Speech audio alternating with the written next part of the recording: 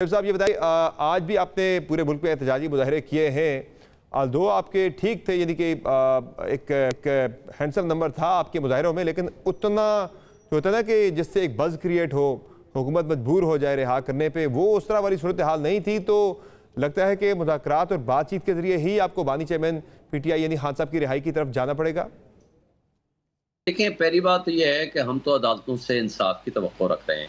अब बताएं कि कोई एक केस भी नहीं रह गया जिसमें जमानत ना हुई हो, सिवाय वो इद्दत का घटिया केस। उसके लिए भी आपने देखा आज से 1 महीना पहले वो ख़त्म हो चुका था, मगर जिस अंदाज से वो ट्रांसफ़र कराया गया और जिस तरह बुशरा बीबी और इमरान खान को ज़ेर हिरासत रखा गया और जिस अंदाज से एक मुक़द्दस रिश्ते को ख़राब करने की कोशिश हुई, वो आपके सामने है। आज भी हमने बहुत बड़ा मुज़ाहरा किया, हमने प्रेस क्लब के सामने, और चारों तरफ से हमें घेरा गया।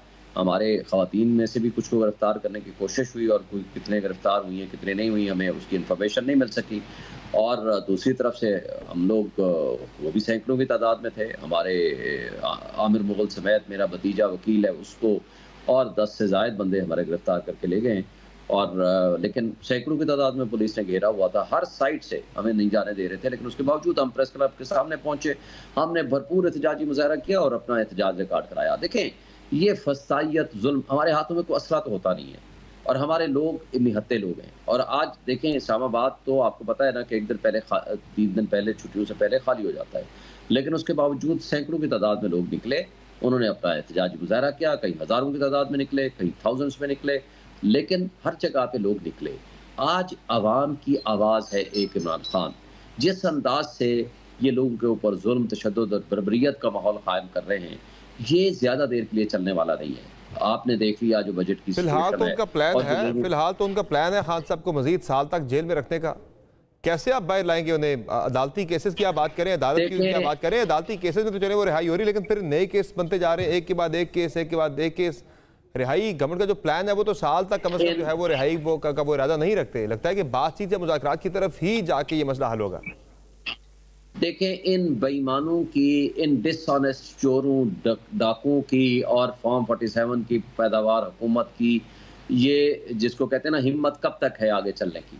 वो इनको तो कौन, आज मैं देख रहा था, मेरा ख्याल है चकज़ई साहब ने कहा, उन्होंने कहा जरदारी और नवाज शरीफ अभी वक्त है, पीछे मुड़ जाओ, वरना आप अपने घरों से बाहर भी नहीं निकल पाएंगे, ये आपकी सूरत हाल हो जाएगी। आज देखें, आवाम जितनी तंग आ चुकी है, जितनी इनसे शदीद नफरत करती है, मेरा ख्याल है इससे ज़्यादा काबिल बर्दाश्त ही नहीं है। आज़ाद कश्मीर में क्या हुआ? कोई एक आध छोटा सा वाक़या हुआ, पूरी आवाम, पूरी कौम, पब्लिक खड़ी होगी और उनको घुटने टेकने पड़े। और आप देखिएगा, ये 17 सीटों वाले इक़्तिदार में आकर बैठ गए, वो सर और बड़े आपके साथी ने जो बात की मिसाल दे रहे, जब तक वो पंजाब के अंदर उस तरह का माहौल नहीं बनता, आपकी तमाम जो उम्मीदें हैं वो जो है हकीकत में नहीं बदल सकती हैं। पंजाब कब जागेगा? पंजाब में आप क्या कर रहे हैं अपनी पार्टी को, अपनी लीडरशिप को, अपने पंजाब जाग चुका है सर, पंजाब जाग चुका है।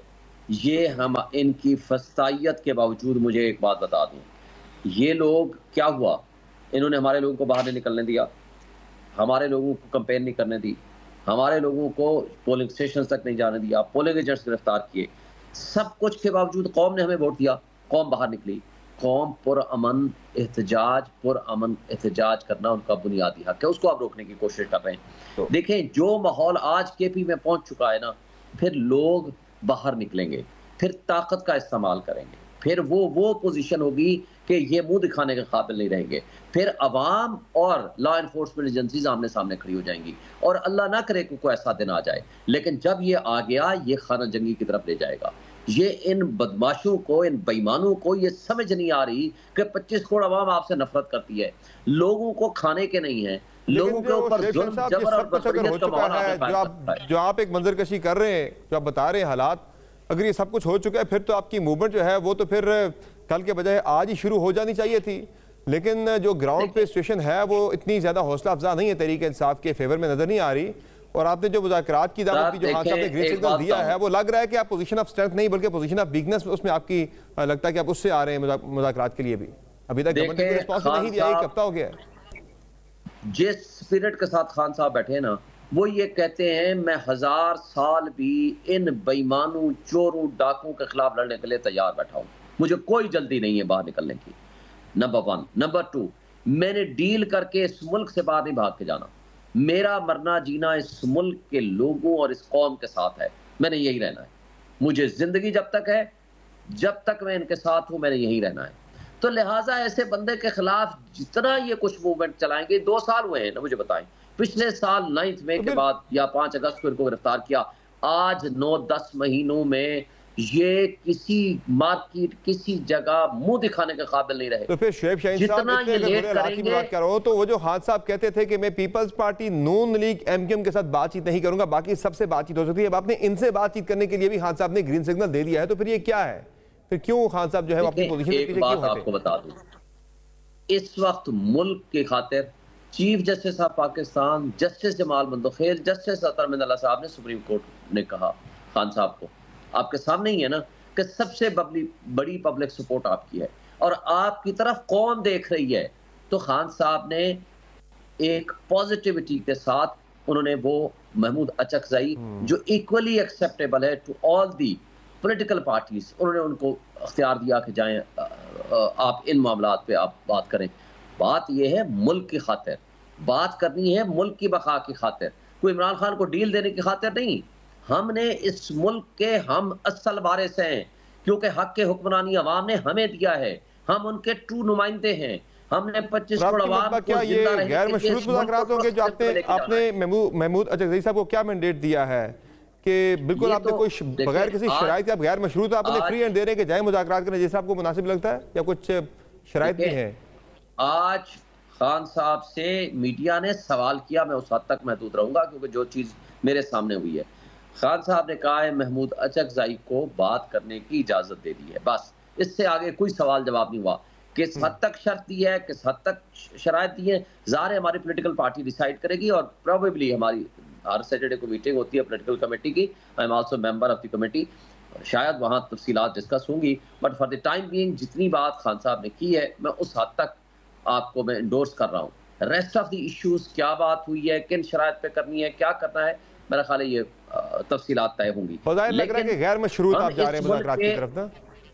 हम इस मुल्क के हकीकी असल नुमाइंदे हैं, वारिस हैं। इन कठपुतलियों के पास ना अख्तियार है, ना इनके पास मैंडेट है, ये मुसल्लत हुए हैं, ये 0.1% तबका बदमाशिया है, इन्होंने मुल्क को कैप्चर कर रखा है। मुस्लिम लीग नून जो है वो पार्लियामान के लेवल पे ना एक कमीशन बनाने पर तैयार है ये इंतखाबी धांधली के मामले के ऊपर, वो एक्सेप्टेबल होगा तरीके से आपको? ये तो देखें, ये पार्लियामानी कमीशन मुझे बता दें किस कैपेसिटी में कौन जीता हुआ है, पहले तो वो बताएं, फॉर्म 45 लेकर आ जाएं, वो अपनी गुडविल शो करें, हाँ जी ये जिसको नुमाइंदा बना रहे ये वो है जो एक्चुअली जीता हुआ है। ये तो कन्फ्लिक्ट ऑफ इंटरेस्ट है। एक डाकू को बिठा दे कि तुम बन जाओ आर्बिट्रेटर और तुम फैसला करो कि आपने क्या करना है। भाई तो जो फॉर्म 47 की पैदावार है, जो हारा हुआ है इस्लामाबाद का, मैं खुद जीता हुआ हूँ यहाँ, 1,05,000 वोट लेके बैठा। तो सर फिर इन मुज़ाकरात का एंड रिजल्ट क्या होगा शुएब शाहीन साहब? इन मुज़ाकरात का फिर एंड रिजल्ट क्या होगा? ये किस चीज के लिए हो रहे हैं मुज़ाकरात? ये किस चीज के लिए हो रहे हैं मुज़ाकरात? फिर मुज़ाकरात में से आप क्या आउटकम देखना चाह रहे हैं कि भाई किस मकसद पर्टिकुलर मकसद के लिए मुज़ाकरात हो रहे हैं? आ जाएगी तफसीलात। सबसे पहली बात ये है कि हमने अगर बात करनी होगी तो हमारी कुछ शराइत होंगी, वो तफसीलात आपके सामने आएंगी। लेकिन फॉर द टाइम बीइंग हम सिर्फ आपको ये बताना चाहते हैं कि सिंपल बात ये है कि पार्लियामानी कमीशन की पहले गुडविल, पहले वो तो बताएं कि कौन चोर या डाकू, ये बात से फैसला करेगा कि नहीं जनाब मेरी जो चोरी और डाका जरिए है वो दुरुस्त है या गलत है। कैसे आप उसको एम्पावर करेंगे, कैसे कन्फ्लिक्ट ऑफ इंटरेस्ट होगा? मेरे केस में क्या किया इलेक्शन कमीशन ऑफ पाकिस्तान ने, जो खुद मुजरिम है मेरे केस में, वो खुद मुजरिम ने, एक मुजरिम ने दूसरे 2 मुजरिमों को बचाने के लिए इलेक्शन का ट्रिब्यूनल जस्टिस जहांगीर पे इल्जाम लगाया। इन लोगों के ऊपर हम ट्रस्ट करेंगे। आपकी जो एहतजाजी तहरीक है जिसपे कल उमर अयूब साहब कह रहे थे कि अगर हुकूमत मुज़ाकरात में संजीदा नहीं है तो फिर दमादम मस्त करंदर होगा, फिर हम निकलेंगे सड़कों पर, तो इस हवाले से मौलाना फजलुर रहमान को आपने काफ़ी इंगेज करने की कोशिश की, लेकिन अभी तक मौलाना फजलुर रहमान के ज़राए से जो खबरें सामने आई है वो कह रहे मेरी तरीके के साथ अभी तक कोई हतमी बात नहीं हुई और अब हुकूमत ने उन्हें अप्रोच करना शुरू कर दिया है। कल शहबाज शरीफ साहब उनके पास जाते हैं, फिर मोहसिन नकवी साहब की भी आज उनसे मुलाकात हुई। मौलाना फजलुर रहमान को हुकूमत में शमूलियत की दावत भी दी गई है, इस हवाले से एक कमेटी बनाने की ऑफर भी वज़ीर-ए-आज़म ने दी है। तो मौलाना कहीं आपके हाथ से स्लिप तो नहीं होने वाले? मौलाना अगर स्लिप हो जाते फिर तो ये मूवमेंट वाले मामला जो है फिर वो भूल ही जाएँ आप। सर एक बात बता दूं, मौलाना पहली दफा है या हमारे जमाने में इक़्तिदार में नहीं था या पहली दफा है जो इक़्तिदार में नहीं है। मसला ये है कि हर किसी को पता है जो मुस्लिम लीग नून की कश्ती में पांव रखेगा ना, उसने मलियामेट हो जाना है। पब्लिक उससे इतनी नफरत करेगी जो पीटीएम 1 की सूरत में आप देख चुके हैं। इसलिए आज मेरा नहीं ख्याल कि जिसको अपना फ्यूचर अजीज है वो मुस्लिम लीग नून की कश्ती में सवार होगा। अगर फिर भी किसी को, ज़ाहिर है मौलाना फजल रहमान एक इंडिपेंडेंट पार्टी है, उसका अपना फैसला है, अगर वो उनकी कश्ती में सवार होके हमेशा के लिए अपने आप को ख़त्म करना चाहते हैं कर लें, हमें तो कोई एतराज़ नहीं होगा। हमने तो सिर्फ एक बात की है, आईन कानून की बालादस्ती, इसके बगैर निज़ाम इंसाफ की दुरुस्तगी और ट्रू स्पिरिट में डेमोक्रेसी के बगैर इस मुल्क का निज़ाम आप दुरुस्त नहीं कर सकते। तो ये नहीं मौलाना फजल रहमान के वाले से आप पर उम्मीद है कि वो आपके साथ ही रहेंगे, वो नहीं जाएंगे नून लीग के साथ जो हुकूमत के में शमूलियत की ऑफर दी जा रही है? और पीपल्स पार्टी से भी एक उम्मीद थी कि वो बजट के बाद हुकूमत छोड़ देगी, अब वो भी उम्मीद आपकी दम तोड़ गई है या है अभी कायम? देखिए मेरा ख्याल है पीपल्स पार्टी का आपने देख लिया है ना कि उनका रवैया, पीपल्स पार्टी को भी पता है कि अगर हमने अपनी बका रखनी है तो हमें मुस्लिम लीग नून से अलग रास्ते करने पड़ेंगे। आपने देखा नहीं उस दिन बिलावल ने क्या कहा शर्जील मेमन को कि जी आपका काम नहीं है कि आप इमरान पे तनकीद करें। मकसद क्या था? मकसद ये था कि उनको पता है आज नौजवान, आज पब्लिक, आज अवाम इमरान खान के साथ खड़ी है। जो शख्स भी उसकी मुखालफत में जाएगा उसने वैसे ही जीरो हो जाना है। इसलिए कि मौलाना फजल रहमान उस तरफ तो जाएगा। अगर उसने जाने की कोशिश की तो नुकसान मौलाना फजल रहमान का होगा, हमें कोई फर्क नहीं पड़ता। और पीपल्स पार्टी के बारे में आपको उम्मीद है कि वो छोड़ देगी हुकूमत को?